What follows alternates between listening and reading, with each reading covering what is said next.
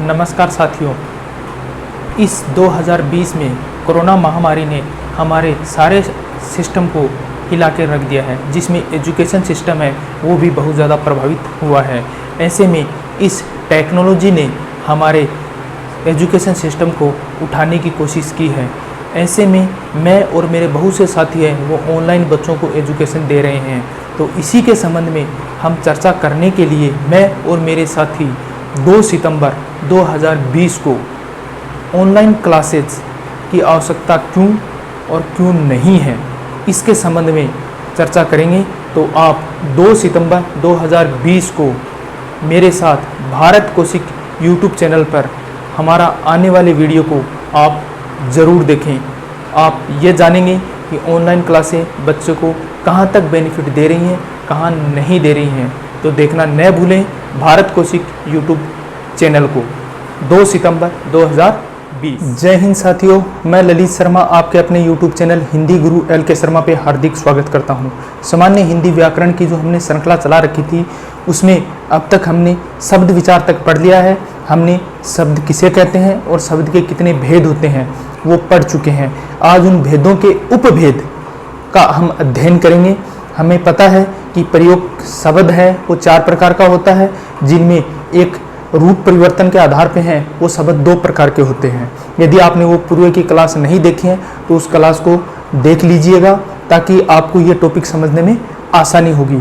तो रूप परिवर्तन के आधार पर शब्द हैं वो 2 प्रकार के होते हैं, एक विकारी शब्द, एक अविकारी शब्द, जिन्हें अव्ययी कहते हैं। विकारी शब्द है वो मुख्यतः 4 प्रकार के होते हैं, जिनमें आता है संज्ञा, सर्वनाम, विशेषण और क्रिया। आज हम संज्ञा के टॉपिक को पढ़ेंगे। यह विभिन्न प्रकार की प्रतियोगी परीक्षाओं के लिए ही उपयोगी नहीं है, बल्कि कक्षा 6 से लेके 12वीं तक के बच्चों के लिए भी यह टॉपिक बहुत ज़्यादा इम्पोर्टेंट है। इस टॉपिक से ये टॉपिक देखने में बहुत आसान लगता है कि संज्ञा क्या है, संज्ञा की विशेषताएं और संज्ञा के प्रकार हो जाता है, लेकिन जब परीक्षा की दृष्टि से जब इस टॉपिक से क्वेश्चन आते हैं तब बच्चा है वो गच्चा खा जाता है। क्यों खा जाता है? क्योंकि वो उस कंसेप्ट को नहीं समझता। आज मैं ये टॉपिक आपको इतनी सरल भाषा में समझाऊंगा कि आपको जिंदगी में दोबारा इस टॉपिक को पढ़ने की आवश्यकता महसूस नहीं होगी। इस टॉपिक से जो परीक्षा में प्रश्न आते हैं वो इस तरीके से आते हैं कि या तो डायरेक्ट पूछेगा संज्ञा का पर्याय क्या है, संज्ञा कितने प्रकार की होती है। इसको लेके भी बहुत से विद्वानों ने या पढ़ाने वालों ने संशय पैदा कर रखा है। कोई 2 प्रकार के बता रहा है, कोई 3, कोई 5, लेकिन मैं आज सारे जो आपके डाउट हैं वो क्लियर कर दूंगा। बस आप इस वीडियो के अंत तक बने रहें। एक छोटा सा टॉपिक है और छोटा से वीडियो है बिल्कुल, ताकि आपको ये टॉपिक क्लियर हो जाएगा। इसमें से आने वाले प्रश्न ज़्यादा से ज़्यादा क्वेश्चन जो होते हैं वो या तो होंगे कि निम्न में से व्यक्तिवाचक संज्ञा कौन सी है, जातिवाचक कौन सी है या भाववाचक संज्ञा कौन सी है। वो सारी चीज़ें मैं आपको बताता हूँ, क्योंकि मैंने इस टॉपिक को बिल्कुल NCERT, CBSE और राजस्थान बोर्ड की RBSC द्वारा जो चालित पुस्तकें हैं, प्रचलित जो पुस्तकें, उन्हीं से मैं आपको अध्ययन करा रहा हूँ। बाकी आपकी मर्जी है, जिस टॉपिक से आप, जिस पुस्तक से आप पढ़ना चाहें पढ़ सकते हैं। तो मैं आपका कीमती समय न बर्बाद करते हुए इस टॉपिक की शुरुआत करता हूं। हमारा टॉपिक है संज्ञा। ये एक विकारी शब्द है, इतना याद रखना।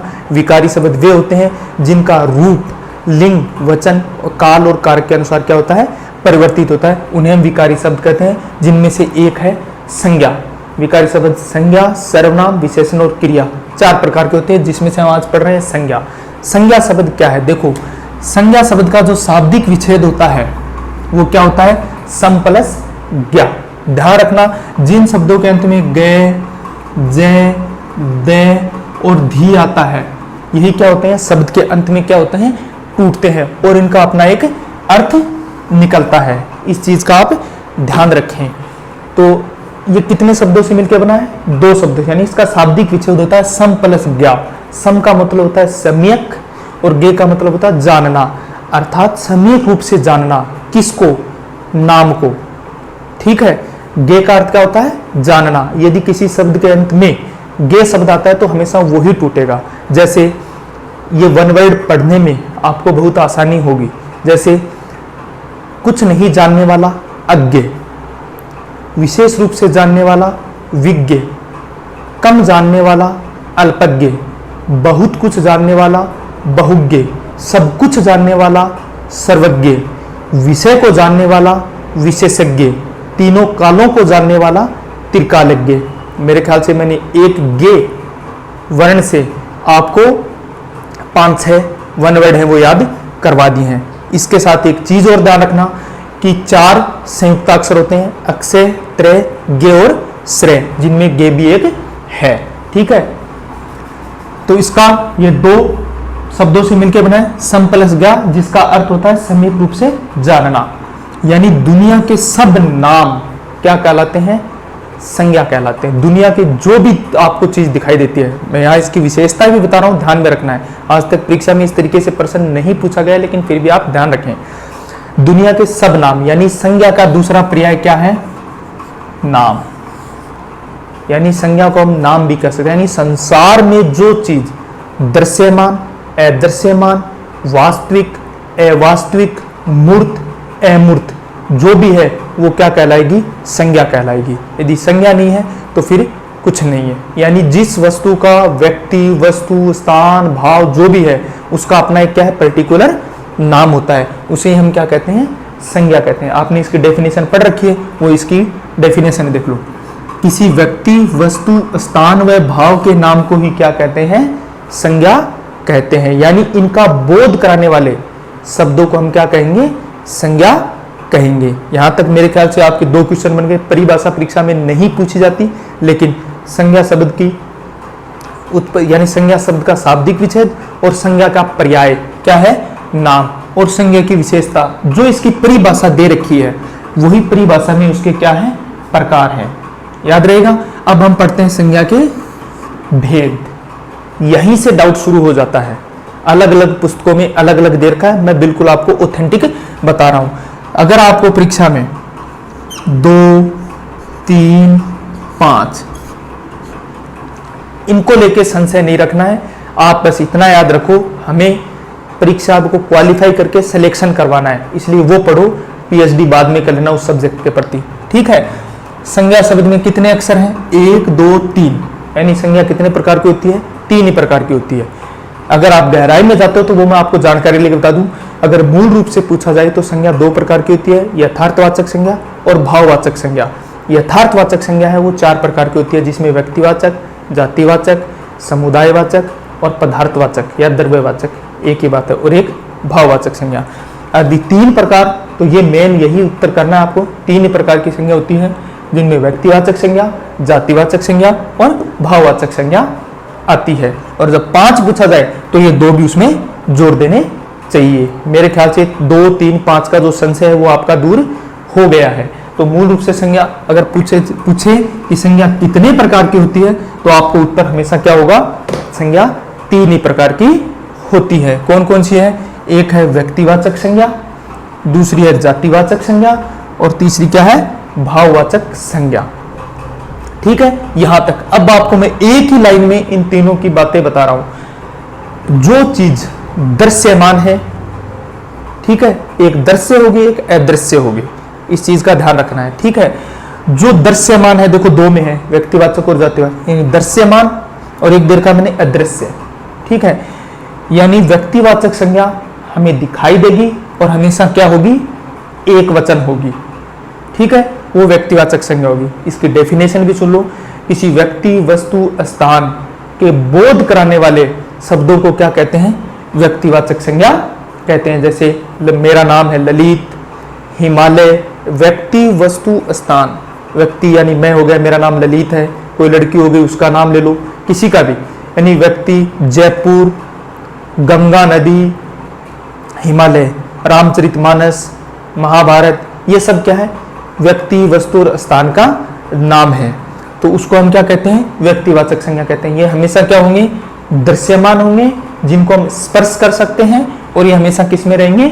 एक वचन में रहेंगे। उन्हें हम क्या कहते हैं? व्यक्तिवाचक संज्ञा कहते हैं।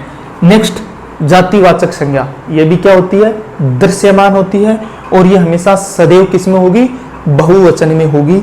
जिन व्यक्तिवाचक संज्ञाओं को हम एक वचन वाले शब्दों को बहुवचन बना सकते हैं, वो सारे क्या कहलाएंगे? जातिवाचक संज्ञा कहलाएंगे। अर्थात व्यक्ति, वस्तु और स्थान की जाति का बोध कराने वाले शब्दों को हम क्या कहते हैं? जातिवाचक संज्ञा कहते हैं। ये सदैव दृश्यमान होंगे और सदैव क्या होंगे? बहुवचन होंगे। इस चीज को आप याद रखना। जैसे ललित क्या है? एक लड़का है, यानी वो लड़का जाति का बोध कर, लड़का शब्द वो लड़का जाति का बोध करा रहा है, मनुष्य जाति का बोध करा रहा है। नदी ये संपूर्ण विभिन्न प्रकार की नदियों की जाति का बोध करा रही है। पहाड़ ये विभिन्न प्रकार के पहाड़ों की जाति का बोध करा रहे हैं। पुस्तक अनेक प्रकार की पुस्तकों की जाति का बोध करवा रही है। यहाँ इस चीज को ध्यान रखना, मैं जो बोलता जा रहा हूँ उनको आप नोट डाउन करते रहना साथ साथ में, ताकि डाउट न रहे। बहुत से विद्वानों ने अंग्रेजी ग्रामर के तरह हमारे हिंदी में भी जातिवाचक संज्ञा के दो भेद कर दिए। एक को बोलते हैं द्रव्य या पदार्थवाचक संज्ञा, दूसरी को समूहवाचक या समुदायवाचक संज्ञा। ध्यान रखना, परीक्षा में जब क्वेश्चन आए, कोई भी क्वेश्चन आए, पहले इनकी डेफिनेशन, द्रव्य या पदार्थ यानी वे शब्द जो द्रव्य या पदार्थ की का बोध कराते हैं। पदार्थ की अवस्था से ठोस और द्रव्य, जैसे सोना, चांदी, लोहा, ठीक है, तेल, लिक्विड, पानी, वो रुई, ऊन, वो सारी किसमें आएंगी? द्रव्यवाचक या पदार्थवाचक। एक होता है द्रव्य, एक होता है द्रव्य, तो ये द्रव्य है, ध्यान रखना, ठीक है। तो पदार्थवाचक सोना, चांदी, लोहा ये गणनीय नहीं है, बल्कि मात्रात्मक होते हैं, ठीक है। ये उसे कहते हैं पदार्थवाचक या द्रव्यवाचक संज्ञा। समूहवाचक संज्ञा यानी जो संपूर्ण समुदाय, यानी वे शब्द जो समूह का बोध कराते हो, समुदाय का बोध कराते हो, उसे हम क्या कहते हैं? समूहवाचक या समुदायवाचक संज्ञा कहते हैं। जैसे जनता, भीड़, सेना, कक्षा, पुस्तकालय, जुलूस, मंडली, भीड़, ये सारे क्या है? समूहवाचक संज्ञा है। यदि परीक्षा में पूछा जाए, पूछ ले, डायरेक्ट आ जाए पर्सन, सेना शब्द किस प्रकार की संज्ञा है, और ऑप्शन में व्यक्ति, जाति और भाववाचक हो, तो उत्तर हमेशा जातिवाचक होगा। यदि ऑप्शन में व्यक्ति, जाति, समूह और भाव हो, तो उत्तर हमेशा क्या करना है? समूहवाचक संज्ञा करना है। मेरे ख्याल से यहां तक आपको समझ में आ गया होगा। अब आती है भाववाचक संज्ञा। भाव आपको दिखाई देते हैं, आपके अंदर उठने वाले हिलोर दिखाई नहीं देती है, उसको सिर्फ हम महसूस कर सकते हैं। महसूस, जिस चीज को हम महसूस करते हैं वो हमारे भाव हैं, ठीक है। जैसे सुंदरता। भाववाचक संज्ञाएं हमेशा क्या होती है? अदृश्य होती हैं और सदैव क्या होंगी? एक वचन होगी। यहाँ एक चीज का और ध्यान देना है, भाववाचक संज्ञाएं अदृश्य होती हैं और एक वचन होती है, ठीक है। ये अदृश्य हो और बहुवचन होंगी तो हमेशा क्या कहलाएंगी? जातिवाचक संज्ञा कहलाएंगी। ये चीज हमेशा ध्यान रहे। अदृश्य हो और बहुवचन हो तो हमेशा क्या कहलाएंगी? जातिवाचक, और अदृश्य हो और एक वचन हो तो हमेशा क्या कहलाएंगी? भाववाचक संज्ञा। जैसे जवानी, कुर्बानी, ये इस तरीके के शब्द। अब जवानियां बना दिया या जवानियों, कुर्बानियों, तो वो हमेशा जातिवाचक में आ जाएंगे। लेकिन यहां जैसे सुख, दुख, सुंदरता, ये सारे क्या है? भाववाचक संज्ञा, यानी वे शब्द जो व्यक्ति, वस्तु, स्थान के भावों का बोध कराते हों, उन्हें हम क्या कहते हैं? भाववाचक संज्ञा कहते हैं। ये इनका सिंपल से इनकी परिभाषा और इनको पहचानने का जो मैंने आपको तरीका बताया, शायद आपके समझ में आ गए होगा। मैं बिल्कुल रिकेप कर रहा हूं, ध्यान रखना। व्यक्तिवाचक संज्ञा सदैव एक वचन और दृश्यमान होती है। जातिवाचक संज्ञा दृश्यमान और बहुवचन होती है। भाववाचक संज्ञा अदृश्य और एक वचन होती है। यदि वो बहुवचन बनती है तो क्या कहलाएंगी? जातिवाचक संज्ञा में परिवर्तित हो जाती है। अब इनसे रिलेटेड जो क्वेश्चन आते हैं उन शब्दों का हमें क्या करना है? ध्यान देना है। परीक्षा में जिस तरीके से क्वेश्चन पूछे जाते हैं, किस तरीके से, जैसे हमें पता होना चाहिए कुछ व्यक्तिवाचक शब्द हैं वो जातिवाचक का बोध करवाते हैं, और कभी कभी जातिवाचक शब्द है वो व्यक्तिवाचक का परिचय देते हैं। कैसे? जब उनका वाक्य में प्रयोग होता है। जैसे रावण शब्द है, ये क्या है? व्यक्तिवाचक है। रावण एक व्यक्ति का नाम है, लेकिन रूढ़ प्रचलन के कारण ये किसके लिए प्रयुक्त होने लगा? बुरे व्यक्तियों के लिए प्रयुक्त होने लगा। सूरदास व्यक्तिवाचक है, लेकिन ये संपूर्ण अंधे व्यक्तियों के लिए प्रयुक्त होने लगा। विभीषण है, एक धोखेबाज के लिए प्रयुक्त होने लगा। हरिश्चंद्र है, ये सत्यवादिता के लिए प्रयुक्त होने लगा। तो जैसे पूछा जाए आज देश में अनेक रावण हैं, हो गया, तो यहाँ रावण किसका बोध कर रहा है? संपूर्ण जाति का बोध करने लगा, यानी उसके गुण के आधार पे, तो वो किस में कन्वर्ट हो गई? जातिवाचक में। जैसे अरे भाई इस अभागे सूरदास की भी सुन लो, ठीक है, तो यहां भी क्या आ गया, जातिवाचक। कुछ जातिवाचक शब्द है वो क्या किस में कन्वर्ट हो जाते हैं, वाक्य में प्रयुक्त होने पे व्यक्ति। यही चीज आपको ध्यान में रखनी है, जब वाक्य में प्रयुक्त हो और आपसे पूछा जाए तो उन शब्द को आपको ध्यान से पढ़ना है। जातिवाचक जैसे नेताजी है, पंडित जी है, ये सब जाति का बोध कराते हैं। नेताजी, पंडित जी, मोदी जी, ठीक है, गांधी जी, ये सारे क्या हैं, जाति हैं। लेकिन जब इनका वाक्य में प्रयोग करते हैं, गांधी जी ने करो मरो का नारा दिया, तो ये गांधी जी एक जाति न होकर एक व्यक्ति विशेष के लिए प्रयुक्त हो गई, तो ये व्यक्तिवाचक संज्ञा हो गई। मोदी जी देश के प्रधानमंत्री हैं, तो यहाँ मोदी जी केवल एक नरेंद्र मोदी जी नहीं है, बल्कि मोदी एक संपूर्ण जाति है। तो यहाँ मोदी जी किसके लिए प्रयुक्त हो रहा है, यहाँ अभी व्यक्ति विशेष के लिए। पंडित जी भारत के, पंडित जवाहरलाल नेहरू, नेहरू जी देश के प्रथम प्रधानमंत्री थे, तो नेहरू केवल उन्हीं का नाम नहीं है, लेकिन यहाँ प्रयुक्त हो गया तो हमें पता है देश के पहले प्रधानमंत्री थे, तो वो जातिवाचक न होकर क्या बन गई, व्यक्तिवाचक संज्ञा हो गई।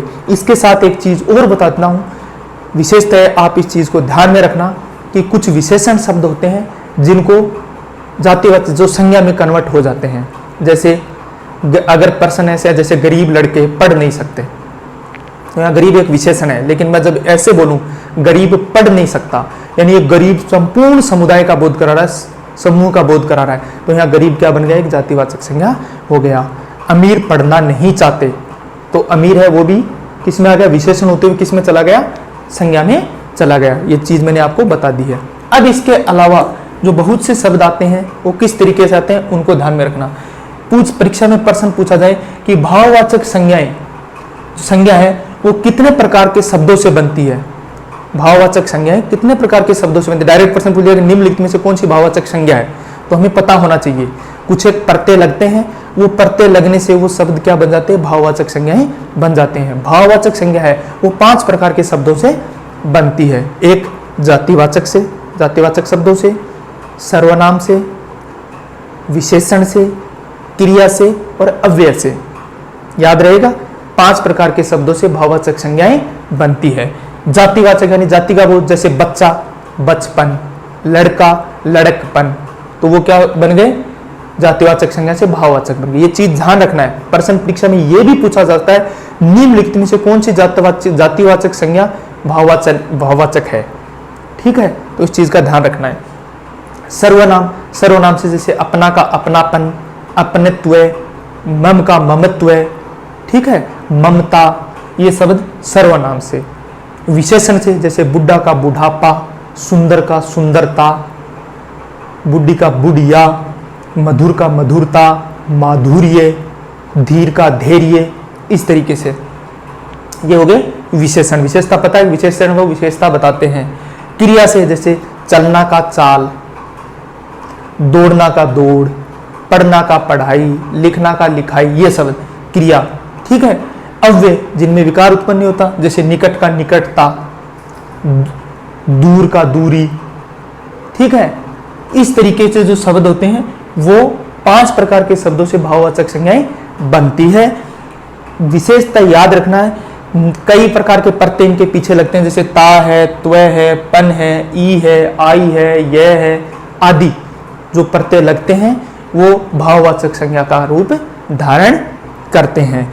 ध्यान रहे, यह मैंने आपको पहले भी बता दिया, यदि कोई भी भाववाचक संज्ञा शब्द यदि बहुवचन में प्रयुक्त होता है तो वो हमेशा क्या बन जाता है, जातिवाचक संज्ञा बन जाता है। जैसे जवानी, जवानियों, कुर्बानी, कुर्बानियों। तो इस तरीके से ये संज्ञा का जो टॉपिक है, मेरे ख्याल से आपके मैंने बहुत ही सरल भाषा में इसको समझाने की कोशिश की है।